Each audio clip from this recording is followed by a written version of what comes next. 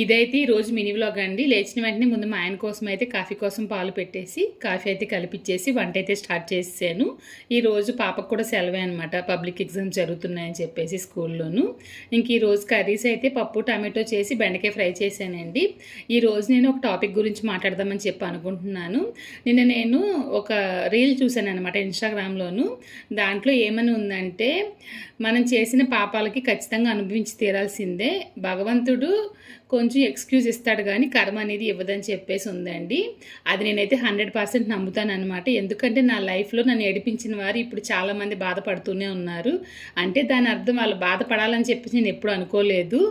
ఒకప్పుడు వాళ్ళ వల్ల నేను బాధపడ్డాను, తిరిగి ఈ విధంగా వాళ్ళు అనుభవించారని చెప్పేసి అనుకున్నానే తప్పించి నేనైతే ఎక్కడ సంతోషపడలేదండి.